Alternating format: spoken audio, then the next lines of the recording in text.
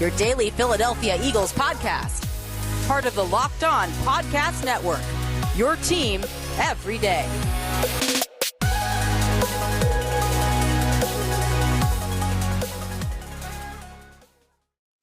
What's going on, Eagles fans? Welcome in to another edition of your daily Philadelphia Eagles podcast. It's the Locked On Eagles podcast, as always, part of the Locked On Podcast Network, your team every day. Guys, we thank you for making Locked On Eagles your first listen every day, Monday through Friday, 5 shows a week downloaded wherever you get your podcasts and on YouTube as well. We're on Twitter at Locked On Birds, at GC24_football, and at DBLCLOE. This is a Tuesday edition of the show. So, Gino, that means it's stock up, stock down. We'll get into the positives of that 42-30 loss to the Kansas City Chiefs. The Eagles now 1-3 on this early 2021 season. And we'll get into the negatives too. And I thought it was a mixed bag. I thought our post-game show yesterday, I thought it was pretty clear that we felt really good about the offense and not so good about the defense. And I'm not going to spoil anything. I don't want to get too deep into what we're going to talk about. But at the same time, I think looking at both mine and your stock ups and stock downs, I thought that theme continued for sure after watching the tape. Absolutely, and I can't wait to actually watch it, seeing that we have to go through all these back channels to get it. Just got it right before the show started. Feels like a drug deal almost, like you got the L22. Yeah, I know. I feel like we're dealing on the black market here just to get enough. Yeah, come on through this back channel Twitter account. Oh, you want Eagles Chiefs? It's over here. Yeah, it's over here. 100%, man. But no, I think even going back through the rewatch, it kind of does make a lot of sense that the offensive identity is the passing game. Like, that's what it's going to be. And get it through your head, people. They are not going to run the ball as much as you want them to. Reality has slapped you in the face the last couple weeks. They are going to pass the football. And from top down in this organization, that has been the message. That's why they hired Nick Sirianni, a guy who has been scheming these pass-happy quarterbacks. Did it for 3 years in Indianapolis with Andrew Luck. He had Phillip Rivers there as well in a year with Jacoby Brissett. And now he's here with Jalen Hurts, who last week, I think Nick Sirianni set Jalen up for success. And the areas that Jalen was weak in, he can continue to improve. And I tweeted it yesterday, Lou. I don't know if you saw it. Last year, oh, I like the stat. Yeah, I was going to bring it up. 148 attempts. This is according to Pro Football Reference. Jalen Hurts had 36 passes charted as quote-unquote bad throws. That's 26.7%. Through 145 passes in 2021, he only has 9 bad throws, which is only 6.4%. Oh, and it also happens to be the lowest in the National Football League. Yeah. So you want to talk about growth, decision-making in a guy who, he doesn't have the arm talent to overwhelm you down the field, but he's not making many mistakes this year outside of those couple balls that were underthrown. I can't think of many terrible decisions that Jalen Hurts has made with the football. You know, there were times when you were looking at Wentz and the linebacker would come across the middle and you're like, Carson, like, how do you not see this guy dropping into coverage? I haven't really seen Hurts throw into any poor windows, and I like to see that growth. And I think there are more areas to improve. The red zone, for one, the accuracy there. The throwing more down the middle, he did it much more in this game. If you look at next-gen stats, they charted, I think, 4 to 5 passes that he completed in the middle of the field, at least 10 yards down the field. Yeah, Gino, it was more of a red zone issue this week when it came to that decision-making over the middle. I thought he did utilize the middle way better in between the end zones, but I think when it got deep, that's where the balance comes when it comes to like what you said, the bad throw percentage. At the same time, I think a lot of the time in the red zone this week, there were opportunities and tighter windows to make a play on a touchdown. Instead, he checks it down. I think Jalen Hurts is so into just making a positive play each time that sometimes plays are left on the field. So again, it's just striking that balance. But overall, outside of that, it was hard to be really nitpicky about this performance with Jalen. I think the red zone work is the real issue still, but I mean, that was a huge step against the Chiefs, and it wasn't a great defense, but it was against a star quarterback that you had to go toe-to-toe with. It was the best quarterback in football, and I thought Jalen finally took huge steps in areas of weaknesses that he really hasn't. Even when he's had good games, it's kind of been because of the things that he was already good at, right? Whereas this week, it was a huge step throwing into windows with anticipation, making the right decisions in the pocket, not dropping your eyes too much. Still got to improve on that. But overall, just not bailing too easy. And I thought he saw the field way better than he did against Dallas. So stock up certainly to Jalen Hurts. I think a good point that Nick Sirianni made was the idea that they need to improve in the pass game on the scramble drill. If you look at Aaron Rodgers, right, a guy who loves to negotiate outside of the pocket because he always keeps his eyes down the field, and his receivers know that when Aaron goes out, you got to be making something happen. And I think Jalen Hurts has done a fantastic job in between the 20s, keeping his eyes downfield on those scrambles. And just at times it doesn't hook up with the receivers, so he has to run it a little bit more often. But once you see that start to click, Lou, the explosive plays are there. Marcus Mosier over at Locked On Cowboys, he tweets out every week the amount of explosive plays that they have. They're perfectly even right now with run and pass explosive plays. A lot of them are coming at the hands of Jalen Hurts, even with his legs. There's times he's picking up 11, 12 yards in chunk coverage. In chunk yardage, I mean. And the idea that he is growing, I think when he looks at that tape and he sees that he put his eyes down in the red zone, you saw enough growth week over week these first 4 seasons to say that he has the ability to improve in those areas that he sees are an issue. And I think the coaching staff will harp on that. Nick Sirianni said it in his press conference, and it just takes few more tweaks. He's at 66.6% completion percentage right now, Lou. I don't know what more you could want from a guy in his 8th career start, puts up 300 yards in back-to-back weeks. They've already scored 30 points 2 times this season, more than they did all of last year. I think the sky's the limit right now for Jalen, as long as everything between the hashes and the sidelines continues to work well. The offensive line has to click. The wide receivers have to continue to get open. Having the second most yards after the catch in the league right now. We're going to get a great formula to keep your quarterback in rhythm. I really like what they did with Jalen this week. The other thing, Gino, I think sometimes people believe that accuracy can't be taught. It's more of a thing you have or you don't. But I feel like Josh Allen. Not after Josh Allen. Yeah, exactly. Right. I think it's a perfect example of somebody like draft analyst said, it doesn't matter. He can't do it. Like, this is who he is. And I was one of those guys. Yeah. But so I think Jalen Hurts this week kind of showed that too. Whereas against Dallas, just missed throws. A lot of it was because he was late on the passes, but also it was accuracy for sure. He was very accurate and decisive against Kansas City. And I want to point to 3 throws, and they were all to Dallas Goedert. And one was in the second half, he steps up, the pressure is going around him. He climbs the ladder, which is something he doesn't do a whole lot. And he just drills the pass for like 12 yards over the middle to push the chains of Goedert. The other one was on the left side. Like, he threw it to the window, to the sidelines. Goedert wasn't close to being there yet. And then the one touchdown that got called back, like, he put it on the outside, only where Goedert can get it, inbounds still. Those 3 passes, I'm like, dead point accurate, and that's a good sign too. Yeah, I'm glad that you brought that point up, because if you count that play, the Dallas Goedert touchdown, Jalen Reagor doesn't step out of bounds last week. Devonte Smith doesn't step out of bounds this week. Those were some of his most beautiful throws I've ever seen. Talk about putting it in a breadbasket. I mean, those were the perfect football. Like, I don't want to be overzealous about it, but to put it where only your receiver could get it is something that Jalen Hurts, he showed in flashes last year in his ability passing the ball outside of the hashes down the field. And now with guys that can get open, Devonte Smith, man, some of those throws that they made were just perfectly timed between the two of them. That one on the sideline where Devonte Smith was full extend going towards the sideline. Trust me, I've watched it like 30 times. Puts the ball. I mean, that's a perfect throw, Lou. That nobody is getting that ball besides Devonte Smith. And he has the body control and a receiver that can do that now in Philly. That's what you want, man. I can't ask for more from these young pieces. Jalen Hurts is 8 games into his career, and he's doing things that not many guys in the NFL have ever done. He's doing things that are on par with like a young Colin Kaepernick, which was one of the most electric guys in the NFL at that point. Yeah, I think there's a lot of work to be done still, but it was a huge step against Kansas City. I can't wait to dive into the Friday show, Locked On QB1, so we can really get more into Hurts. I think, like Jalen Hurts, Gino, I think head coach Nick Sirianni had a great game outside of the red zone. That's the big issue I have with these two right now. But Nick Sirianni stock up for sure. I thought it was a great game plan.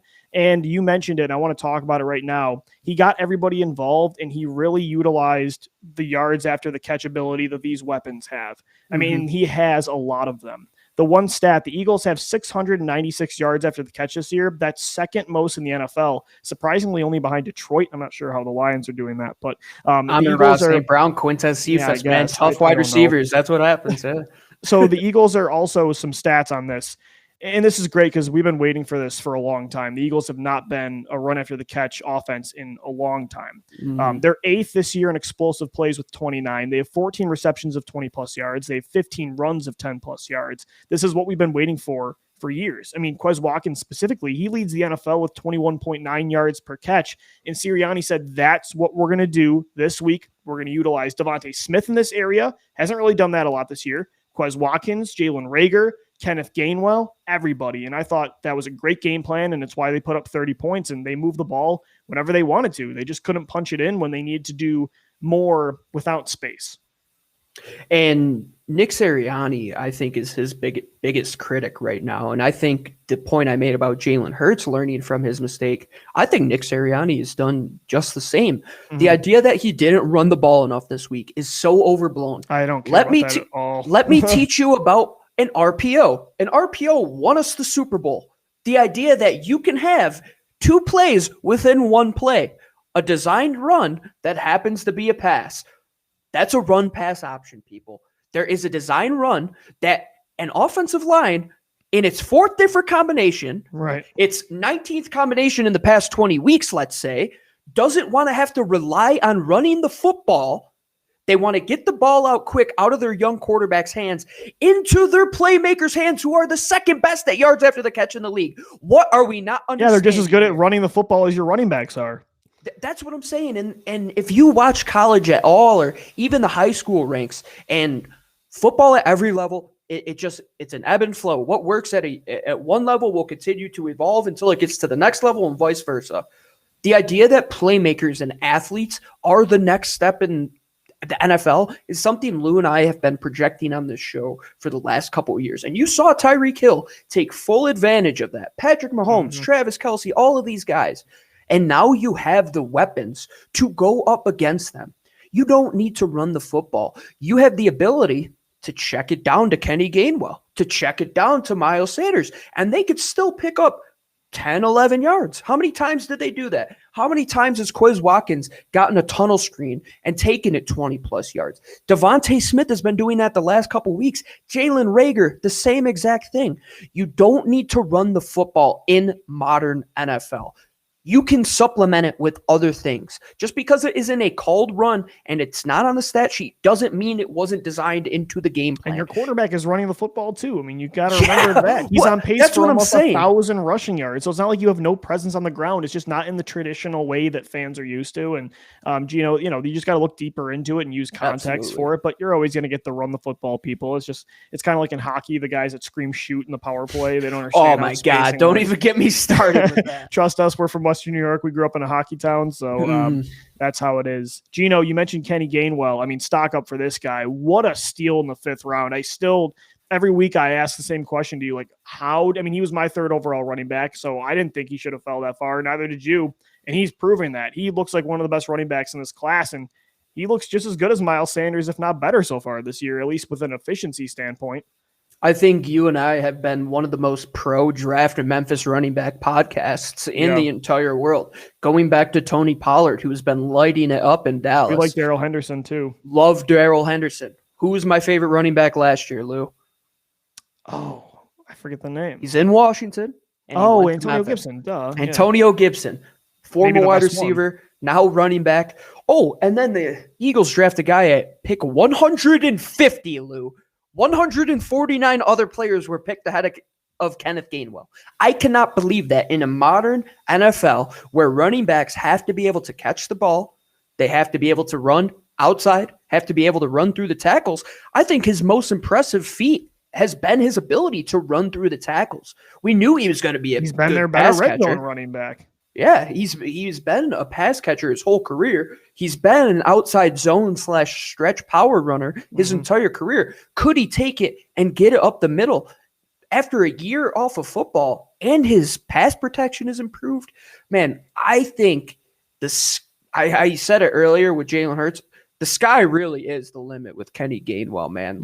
We texted about this the other day that maybe you get Miles Sanders to sign a cheap deal because he knows that he could be expendable with a guy like Kenny Gainwell that you could just draft in the 5th round, and these guys are everywhere. Yeah, this really does continue to add on to the, not that running backs don't matter, but you can find them pretty much anywhere. If you can get a Kenny Gainwell in the 5th round, I don't know why you'd ever take a Travis Etienne in round 1. So yeah, Kenneth Gainwell, man, he's looked incredible. Gino, both weapons that you drafted in this draft have looked awesome, and stock up to wide receiver DeVonta Smith too, man. I mentioned earlier how we've been waiting for yards after the catch for years. You know what else we've been waiting for? A true wide receiver 1. And that's what people to stop dropping the football. Yeah, 30 targets this year. DeVonta Smith has 0 drops, 122 receiving yards against Kansas City. First rookie receiver with the Eagles to have 100-plus yards in a rookie season since Jordan Matthews in 2014. You mentioned the 2 sideline grabs at the end of the half. I mean, some of the ways he was getting open in every area of the field, just destroying corners one-on-one. He is as advertised, and that's a good feeling because there hasn't been a lot of players that are as advertised with the Eagles in drafts lately. So to see the Slim Reaper doing what he did at Alabama, it's so fun to watch. And it makes in a year like this where you might not get as many wins as you're used to, having a guy like DeVonta Smith making plays, and makes you feel good about the future, and it makes games this year entertaining. That's the thing, Gino. All the guys we're talking about this year, even though they're 1-3, I've had outside of Dallas, I've had a lot of fun watching all of these games so far. They are a fun product, even though they're not a great team right now. I think that was always the assumption that you and I had, is that they'll be a fun Sunday ticket team. That's what we said. Sunday ticket team is exactly what we said. Yeah. If you're betting the over, you got to love watching Philly. I mean, the last 2 weeks, especially, either their defense is going to allow a lot of points, which they have, and the Eagles offense has playmakers that can go down the field. I mean, they were a couple penalties away from putting up 40 points themselves in that game. When we talked about that in Atlanta as well, they could have put up 40-plus points. And it comes down to this guy right here, man. When you have somebody that could go up against their best cornerback and get open in any position on the field. I mean, he's getting open behind the line of scrimmage. He's getting open on quick slants. He's getting open on double moves down the field, those intermediate crossers in zone. He really does everything. And you know what that halftime run where he caught those 2 passes reminded me of, Lou? Back. Yeah.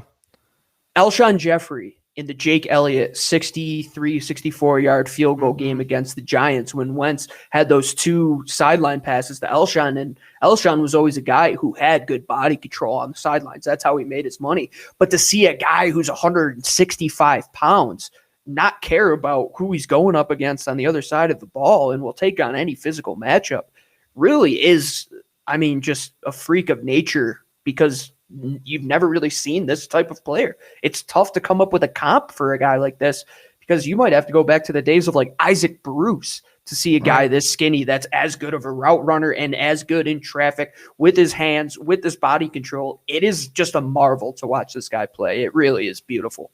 We're going to have some more positives coming up in segment 2. We got to hit one quick break. We'll get into some more stock ups, and then we'll get into some stock downs as well, Gino, coming up, because it was a loss, and there are some things, especially on defense, this team needs to fix this year, but I think some of it you can't really fix until next year. That's coming up next right here on Stock Up, Stock Down on your daily Philadelphia Eagles podcast, Locked On Eagles. And if you're listening to the Locked On Eagles podcast, you've probably heard us talk about Bet Online, and good thing we do on Fridays, and we tweet out our graphic every week, and we're on fire. Fuego, Lou. We do the LOE3. We're 11-1 in the past 2 weeks. I'm up 5.8 units. Lou's up 2.8 units. Together, you could be up almost 7.5 units. That's a lot of money if you're betting online at betonline.ag with their new updated site and interface, even more odds, props, and contests. The ability to create your own player props is something I've never seen before. BetOnline continues to be the #1 source for everything football. Head to their website today using your phone, computer, mobile device, and sign up and receive a 50% welcome bonus using the promo code LOCKEDON on your first deposit. From football, basketball, boxing, NHL's coming back, Lou. NBA's coming back as well. Your favorite Vegas casino games. Put 24 in roulette for me. My lucky number. I always play it. Don't wait to take advantage of all your maybe amazing offers available in 2021. BetOnline, the fastest and easiest way to bet on all your favorite sports. BetOnline, where the game starts. Louis DiBiase, Gino Camilleri. This is Locked On Eagles, guys. We thank you for making your daily Philadelphia Eagles podcast. Locked On Eagles, your first listen every day. Today is Stock Up, Stock Down, Week 5 edition. Still recapping that 42-30 loss to the Kansas City Chiefs on Sunday. The Eagles now 1-3 on the season. Gino, we'll get back into some positives in segment 3, but I think we should start segment 2 with Stock Down. And I think it has to start on the defensive side of the football. Mm-hmm. And before we get into Jonathan Gannon, before we get into some other players here, it's been pretty disappointing. A guy that we haven't really talked about a lot this year is Fletcher Cox. And it's been a really disappointing season for a guy that has the biggest salary cap hit on this football team that's currently on the team. The fact that he's ranked 50th out of 63 interior defenders from PFF this year, the fact that he's 35th out of 39 players in pass rush productivity, defensive tackles that have pass rush at least 50% of their snaps. He only has 5 tackles, 0 tackles for a loss, 0 sacks, 0 QB hits. I mean, is he hurt? Is he regressing this significantly in his 30s? I don't know, man, but Fletcher Cox, I mean, is this Alshon Jeffrey 2.0 where, you know, you try to hold on to him and he just collapses? I mean, Fletcher Cox has been the difference between him and Javon Hargrave right now. It's not even close, and it's pretty disappointing. What I saw from week 1, I still think he has the juice in him. I don't think he's completely shot. No, he's not the elite for what he's getting paid like is an Aaron Donald, and he's not even close. I do say, I tweeted out this video from Jason at Over the Cap. He did a 25-minute breakdown of Fletcher Cox's restructure. And it actually is a pretty good deal. Like how they restructured it opens up optionality that they can do a June 1st type of deal. They won't have as much money to carry forward. They kind of kick it down the road when the salary cap is going to go up. I mean, crazy amounts. It's not as bad as people think. It's nowhere near that $40 million dead number that is on Over the Cap currently. But I agree, Lou. I've always had this conundrum with Fletcher Cox. There's stretches like 5 to 6 games at a time where he'll go and he won't really record anything, and then he'll get back on track. And I hope that he gets back on track like that. But at the same time, I want to see all 22 before I really comment on what happened in this game. But I've seen in the first couple games this year, Javon Hargrave, Josh Sweat, these guys are getting one-on-ones because teams are – I mean, Dallas has doubled Fletcher Cox for a decade plus. Like, that's just what they do. They know that's how they have to beat him. They have Zach Martin there. That's how they beat him for the last 10 years. But to see what he did the week before that was questionable. Week 1, he had the juice. Once I see the all 22, I'll be able to comment more. But a guy like this, he doesn't always show up on the stat sheet, but I think you can make hustle plays and you can make just snap the whistle plays that guys like Josh Sweat and Hargrave are making. There are times when you could see Fletcher Cox just may not be interested all the way through the rep, you know. But good point. A guy like this, if he gets back on track, he's still one of the best interior rushers in the league. We know that. It's just and I don't want it to be over because he's not 38 not. And like defensive linemen like this style should be able to play late into their 30s. So, you know, I don't want to have to look to get rid of him already this year or next year, but he's just not nearly impactful enough for what they're paying him and what he's supposed to be. Again, it's what he's supposed to be is the disappointment. I don't want to pay a guy a decoy that much, even though, yes, he is clearing up space for this defensive line. It's, again, the expectations versus the reality of what he is right now. Gino, your stock down here is for Band-Aid signings, and this is on the defensive side of the football. And Howie Roseman, a little bit of a hypocrite compared to when he first came in to be GM. He kind of took a shot at Chip Kelly talking about Band-Aid signings and how they weren't going to do this in this new era. But on defense, I mean, every Band-Aid signing they have right now has been a disaster, and they don't have the young prospects on the second and third level to replace them because, I mean, as much as I prioritize offense too, the last 4 or 5 drafts, all they've taken is offense. I tweeted that they really need to take the 2020 Carolina Panthers draft strategy of drafting only defensive players and take that into 2022 because that might be the necessity right now. Jalen Hurts needs to, again, people say that I don't want Jalen Hurts to develop and be the guy. Trust me, I do, because they need Lou is the one who wants it the most. That's because I'm watching these linebackers and the safeties you do not have, the cornerback depth you do not have. And it's like, Adam, Yeah, Nazir Adderley looks great. Listen to me too. Asante Samuel Jr. looks. Oh, notice, Gino, they're just Derwin James. They're all on the Chargers. Yeah, it's unfortunate. I mean, even the guys like DeJuan Thornhills, he didn't play. He wasn't in that game this week. He was injured. The Darnell Savages of the world.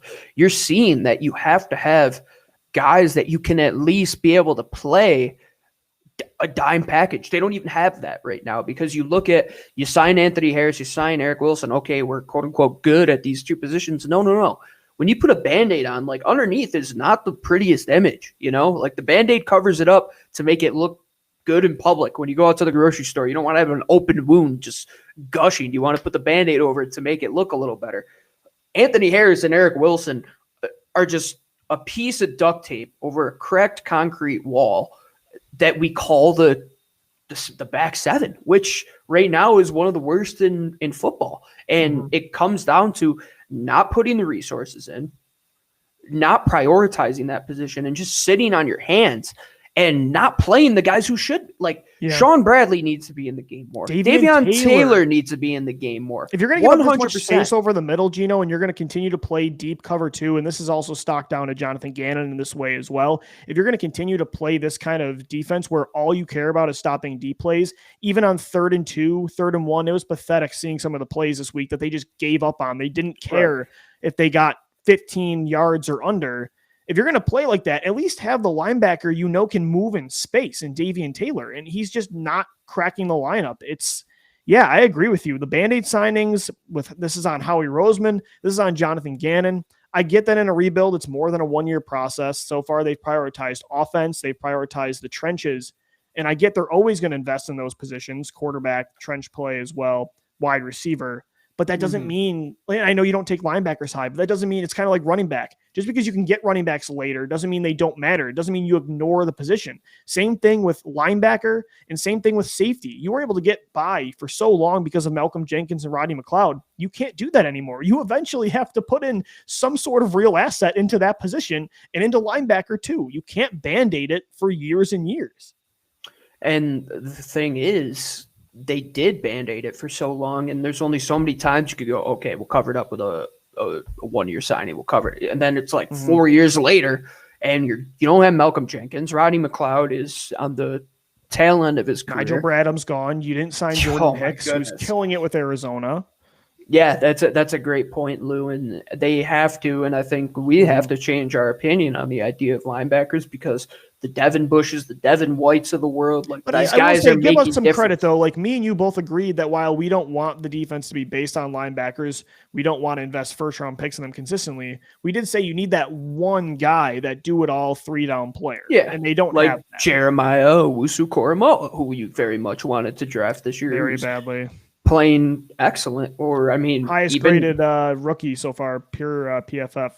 I bet if we drafted Jabril Cox, who is now in Dallas, and he's just sitting there because they have so many linebackers, would probably be starting in Philadelphia. And Davion Taylor, like that is the guy that is what you want at that position, a guy that you could put at that overhang, the guy that you could put on the inside, the guy that will track down somebody going to the sideline.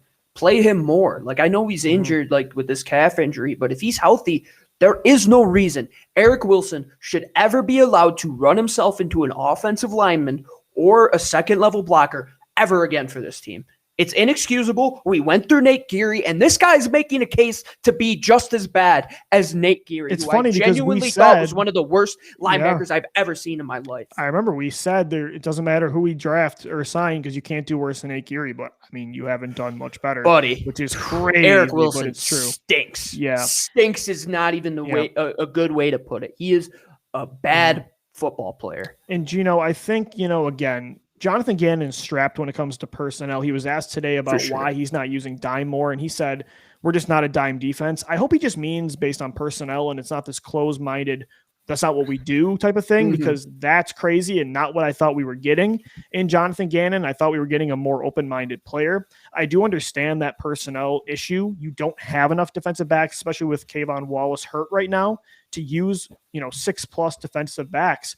But my issue still is that look at your linebackers. You really don't have the talent. You have more depth there, but you don't have the talent there either to be using linebackers as much as you are. And again, it's just overall, my issue is situational defense. Again, 3rd and 2, you're still playing 20 yards deep. In the red zone, the Tyreek Hill touchdown, nobody's touching him, getting a hand on him. Eric Wilson's the closest player. I understand you don't have the personnel, but what are you going to do when there's 4 wide receivers out there? You can't have, I know Marcus Epps is not a good player, but I'd rather have Marcus Epps out there who at least can move in space 10 plus yards down the field than the continuous snaps of Jannard Avery and Eric Wilson. And even Alex Singleton hasn't been that good this year. If you want to use a guy, again, it's got to be Davian Taylor or Sean Bradley if you want to use linebackers, and they're not even playing the right guys at that position that they're featuring. So it's just overall on defense, man, it's an absolute mess right now. It is. It's not what I like to see. It's not what I grew up on. Or 83 points, Gino, in the last 2 weeks they've given up and over 850 yards. That was, I think, the worst stretch since 2015, which I was at the game. Yes, you were. I was at the Tampa Bay game when Jameis Winston stretch. Oh man, they got lit up between Detroit and then between Tampa Bay. That was a brutal stretch, my friend. And here we are again, getting lit up on defense. And I feel bad for the front. Like Javon Hargrave's having a great year, so is Josh 5 Sweat. sacks already. Yeah, and they just can't cover the pass. Like, they can't protect the pass. The guys that are supposed to defend the run are just getting blown out of the water in the second level. They don't have the personnel to run 3 safeties, which if Marcus Epps has to be the 3rd guy over Eric Wilson at this point, I'm taking him. Like, there's nothing else you can do with this guy. I think you see what he is. He's a guy who gets blown off the gap. The reason they're allowing so many yards is because they don't have the guys to clean up the spill. Have they considered using Zach McPherson maybe? I mean, I don't know, man. Try something. I thought about that, especially with how bad Steven Nelson is playing. Like, he just refuses to get his hands on anybody. He is disinterested in playing football, I feel. Like, when I see him out there, even in zone coverage, which he had Tyreek Hill on that 1 touchdown, he wasn't even close to him. Like, you're just going to give Tyreek Hill all that room. Zone isn't an excuse to take a play off and just it's zone man. It's zone man. If you don't have a guy in your zone, if you do have a guy in your zone, you pick up that man. If you don't have a guy in your zone, you go find work. It's like offensive line. If you can't find a guy, you go find one. They got to draft a corner this year. They got to draft a safety. They need linebacker help. They need a lot of help on the defensive side of the football. Gino, one more stock down. I'm not going to say much, but Ryan Kerrigan looks shot. He leads the NFL this year in snaps played on defense without a tackle, which is not great. Oh, my God. That's terrible. I didn't know that. Yeah, that is not great. We'll get into the positives, though, again. We'll wrap up the show with some positives coming up next right here on Locked On Eagles. Guys, today's show is sponsored by Rock Auto. This episode is brought to you by Rock Auto. Save time and money. Why choose to spend 30, 50, even 100% more for the same auto parts from a chain store or a car dealership? Head over to rockauto.com. They have everything you need, from brake parts to tail lamps, motor oil, and even new carpet. They're a family business. They've been serving do-it-yourselfers for over 20 years, and best of all, their prices are reliably low for every customer. Go explore again their easy-to-use website today to find the solution to your auto part needs. Go to rockauto.com right now and see all the parts available for your car or your truck. Make sure you write down Locked On, LOCKEDON in there. How did you hear about us box? So they know that we sent you. Amazing selection, reliably low prices, all the parts your car will ever need at rockauto.com. This is Locked On Eagles, your daily Philadelphia Eagles podcast. Guys, we thank you for making Locked On Eagles your first listen each and every day. We're available Monday through Friday on any podcast platform. Louis DiBiase, Gino Camilleri wrapping up this Tuesday edition of the show. It's Stock Up, Stock Down. Gino, we did some stock down on segment 2. It was all defense. Getting back into the positives, stock up, going back to offense. For the offensive line, and they were bruised and battered, 4 or 5 starters out. How about the job of Jeff Stoutland? We touched on it a little bit on the last show, but not nearly enough. I mean, the work is masterful from Stout. He should be in Canton. Like, there shouldn't be a debate. He should be. We're talking about quarterbacks elevating talent. Like, this is a coach, a position coach that elevates more than I've seen. It's incredible. I mean, the guy is the run game coordinator, for goodness sake. Like, he designs every block in the world. He knows how to coach guys. He knows how to develop guys. He knows how to face adversity. And it's not just this year. It's not just last year. It's not just the year before that. It's not just the Super Bowl run. It's been a decade for this guy. He was at Alabama before that. And I think that's a huge reason. And they tried to steal him back, Gino, because I know how good he is. I was terrified when that was a possibility. And I think the Eagles should have been very terrified as well. And I would have given that guy a blank check and said, here, Jeff, like whatever you want, we will keep you. And it's even more evident now when you're yet again on another combination. We'll probably be on another combination come this Sunday of offensive line, and they don't skip a beat. Whatever the weaknesses are, you really can't tell because they cover them up so well. Stout just has that pulse of his offensive line better than any position coach in football. I'll say maybe in the last decade. Like he is truly a remarkable coach to see what he can do. And he really does care for his guys. Like I love hearing him talk about his press conferences and when Jordan was signed, like how proud he was of him. And or even Big V back in the day. Yeah, progress, 100%. Talking about Isaac Seumalo and how much he always just like props that guy up. Seumalo's another guy that started slow and he developed as well. I mean, it seems like every guy, even Andre Dillard, like hasn't been bad these last 2 weeks. I mean, Nate Herbig has been good. Jack Driscoll's developed really well. The way he cross-trains these players, and, you know, they have talent, but not all of them are like, they're not first-round prospects outside of Dillard. So, yeah, it's been an incredible performance by Jeff Stoutland. For sure, stock up. One more, Gino, kicker Jake Elliott. My king right now. The outside of Aaron. Thank God, because he's not been in the good graces of Eagles fans since 2017. No, Mike Clay said that he went back, and this isn't of ESPN because you had that discrepancy when I texted you Mike Clay's name today. Mike Clay, the special teams coordinator, said that Jake went back to basics. He got his rhythm back. He got his timing. He got his footwork back. And the kid has been perfect, Lou. I mean, he's second all-time in field goals in Eagles history behind David Akers. That's a big feat. Like, to see where they had that stretch where it was every year it was a new guy, somebody would get injured, Alex Henry. Or be a young guy that starts fast the first year and drops off. It was Alex Henry. It was Cody Parkey. Yes, Cody Parkey as well. Who was the other guy that Caleb they had? Sturgis was there. Caleb Sturgis right before Jake Elliott came. He got a concussion because a ball hit him in the head on a punt. And then they signed Jake Elliott off Cincinnati's practice squad. Yes. And the rest is history. I mean, we talk about all the time with Howie, like, yes, maybe that those top one or two draft picks and some of the top signings don't work. But when he makes money and makes moves, it's in the crumb signings. It's guys like your long snapper, like your punter, like your kicker. He just continually prioritizes those positions, and you can't sit on your hands there in special teams, especially when their return units aren't playing as well as they are. The field goals kept them in the game the last couple weeks, and Jake Elliott not missing field goals, not missing extra points, keep points on the board because in a young Eagles team, they need as many as they possibly could get. And Elliott has been the saving grace for them the last couple weeks. 100%. Guys, we'll be back tomorrow for another show. We've got one Thursday, crossover Thursday with Locked On Panthers, a Friday show as well, Locked On QB1. 3 more episodes this week. Be sure to subscribe wherever you get your podcasts and on YouTube as well. We're always talking birds on Twitter at Locked On Birds, at GC24_football, and at DiBiase, LOE. For my co-host, Gino Camilleri, I'm Lou DiBiase signing off. We thank you for making Locked On Eagles your first listen each and every day. As always, thank you for downloading. Thank you for listening, and let's go Birds. Fly, Eagles, fly.